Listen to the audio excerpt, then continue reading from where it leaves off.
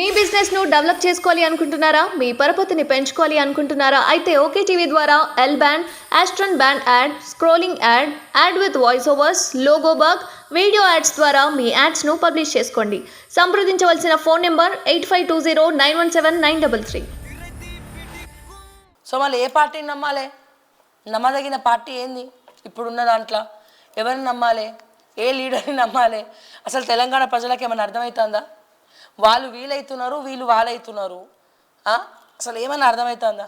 నిజంగా అంటే healthy politics పోయి అన్హెల్దీ పాలిటిక్స్ వచ్చినాయి.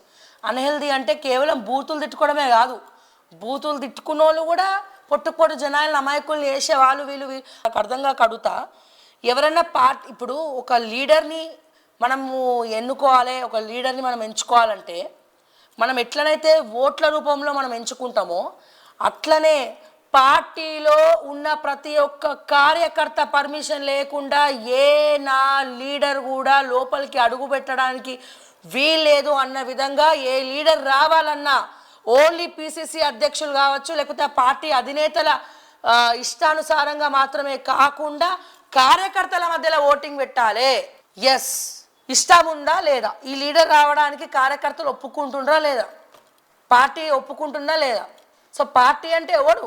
కార్యకర్తలే. సో మీ కార్యకర్తలే మీ మెంబర్లే.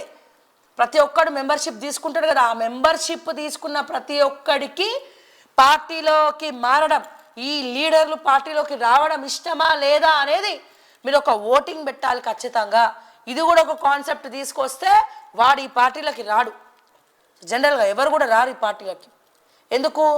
సో అప్పుడు కూడా ఎక్కువ ఓట్లు వచ్చినాయి అనుకో, ఎస్ మీరు రావచ్చు, ఎందుకంటే ఓట్లు ఎక్కువ వచ్చినాయి. తక్కువ ఓట్లు వస్తే మీరు రావడం ఎవరికి ఇష్టం లేదండి, ప్లీజ్ మా కార్యకర్తకి ఇష్టం లేదు, సో అందుకే మీరు రావద్దు అని చెప్పచ్చు. ఎట్లా ఉంది ఐడియా, కాన్సెప్ట్? సో దయచేసి చెప్పాలి, ఏ పార్టీలోకైనా సరే లీడర్ రావాలన్నా కార్యకర్తల ఓటింగ్ కంపల్సరీ, ఆ పార్టీలో ఓటు పెట్టుకోవాల్సిందే.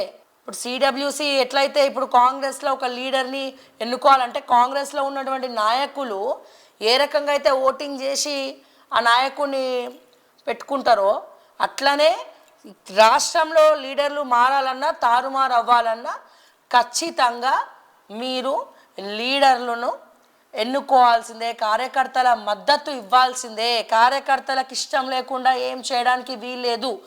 నిజంగా ఇదే కార్యకర్తలు చాలా ఇబ్బంది పడుతున్నారు, చాలా బాధపడుతున్నారు.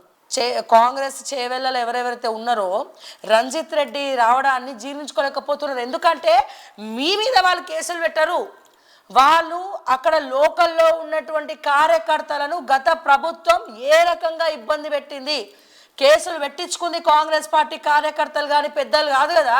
సో దయచేసి కాంగ్రెస్ పార్టీ మాత్రమే కాదు, బీఆర్ఎస్, బీజేపీ, ప్రతి ఒక్క పార్టీ కార్యకర్తల మద్దతుతోనే ఏ లీడర్ వేరే పార్టీలకు వెళ్ళి రావాలన్నా రావాల్సిందే. ఆ పార్టీ ఆ నియోజకవర్గ కార్యకర్తలతో ఓటింగ్ తీసుకున్న తర్వాతనే వాళ్ళకి ఇష్టం ఉంటేనే పార్టీలకు ఆహ్వానించాలి. ఇటువంటి ఒక సిస్టమ్ తీసుకొస్తే తప్ప ఏం చేయలేం, బుద్ధి రాదు, కర్రా విరగదు, పాము చావదు. ఎవరికి ఇష్టం వచ్చినట్టు వాళ్ళు చేసే పద్ధతి ఉండద్దు. ఇక్కడ చాలామంది కార్యకర్తలు అయితే జీర్ణించుకోలేకపోతున్నారు, అసలు జీర్ణించుకోలేనటువంటి పరిస్థితి కార్యకర్తలు. సో మళ్ళీ ఏ పార్టీని నమ్మాలి?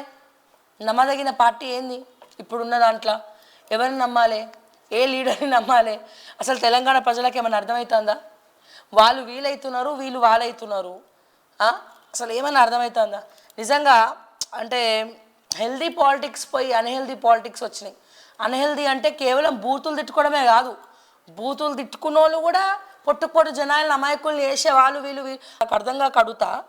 ఎవరైనా ఇప్పుడు ఒక లీడర్ని మనము ఎన్నుకోవాలి, ఒక లీడర్ని మనం ఎంచుకోవాలంటే మనం ఎట్లనైతే ఓట్ల రూపంలో మనం ఎంచుకుంటామో అట్లనే పార్టీలో ఉన్న ప్రతి ఒక్క కార్యకర్త పర్మిషన్ లేకుండా ఏ నా లీడర్ కూడా లోపలికి అడుగు పెట్టడానికి వీల్లేదు అన్న విధంగా ఏ లీడర్ రావాలన్నా ఓన్లీ పిసిసి అధ్యక్షులు కావచ్చు, లేకపోతే ఆ పార్టీ అధినేతల ఇష్టానుసారంగా మాత్రమే కాకుండా కార్యకర్తల మధ్యలో ఓటింగ్ పెట్టాలి. ఎస్, ఇష్టం ఉందా లేదా, ఈ లీడర్ రావడానికి కార్యకర్తలు ఒప్పుకుంటుండ్రా లేదా, పార్టీ ఒప్పుకుంటుందా లేదా? సో పార్టీ అంటే ఎవడు?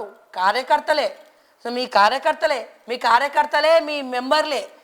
ప్రతి ఒక్కడు మెంబర్షిప్ తీసుకుంటాడు కదా, ఆ మెంబర్షిప్ తీసుకున్న ప్రతి ఒక్కడికి పార్టీలోకి మారడం, ఈ లీడర్లు పార్టీలోకి రావడం ఇష్టమా లేదా అనేది మీరు ఒక ఓటింగ్ పెట్టాలి ఖచ్చితంగా. ఇది కూడా ఒక కాన్సెప్ట్ తీసుకొస్తే వాడు ఈ పార్టీలోకి రాడు. జనరల్గా ఎవరు కూడా రారు ఈ పార్టీలోకి. ఎందుకు? సో అప్పుడు కూడా ఎక్కువ ఓట్లు వచ్చినాయి అనుకో, ఎస్ మీరు రావచ్చు, ఎందుకంటే ఓట్లు ఎక్కువ వచ్చినాయి. తక్కువ ఓట్లు వస్తే మీరు రావడం ఎవరికి ఇష్టం లేదండి, ప్లీజ్ మా కార్యకర్తకి ఇష్టం లేదు, సో అందుకే మీరు రావద్దు అని చెప్పచ్చు. ఎట్లా ఉంది ఐడియా, కాన్సెప్ట్? సో దయచేసి చెప్పాలి. ఏ పార్టీలోకైనా సరే లీడర్ రావాలన్నా కార్యకర్తల ఓటింగ్ కంపల్సరీ, ఆ పార్టీలో ఓటు పెట్టుకోవాల్సిందే.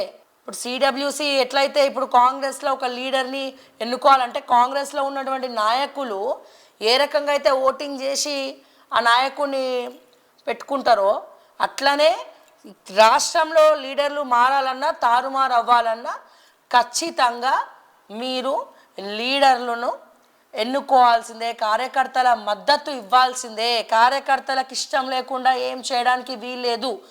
నిజంగా ఇదే కార్యకర్తలు చాలా ఇబ్బంది పడుతున్నారు, చాలా బాధపడుతున్నారు.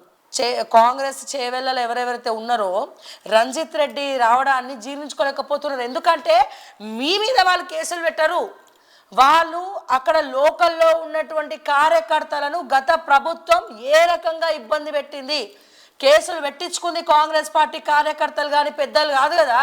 సో దయచేసి కాంగ్రెస్ పార్టీ మాత్రమే కాదు, బీఆర్ఎస్, బీజేపీ, ప్రతి ఒక్క పార్టీ కార్యకర్తల మద్దతుతోనే ఏ లీడర్ వేరే పార్టీలకు వెళ్ళి రావాలన్నా రావాల్సిందే. ఆ పార్టీ ఆ నియోజకవర్గ కార్యకర్తలతో ఓటింగ్ తీసుకున్న తర్వాతనే వాళ్ళకి ఇష్టం ఉంటేనే పార్టీలకు ఆహ్వానించాలి. ఇటువంటి ఒక సిస్టమ్ తీసుకొస్తే తప్ప ఏం చేయలేం, బుద్ధి రాదు, కర్రావిరు కాదు, పాము చావదు. ఎవరికి ఇష్టం వచ్చినట్టు వాళ్ళు చేసే పద్ధతి ఉండద్దు. ఇక్కడ చాలామంది కార్యకర్తలు అయితే జీర్ణించుకోలేకపోతున్నారు, అసలు జీర్ణించుకోలేనటువంటి పరిస్థితి కార్యకర్తలు.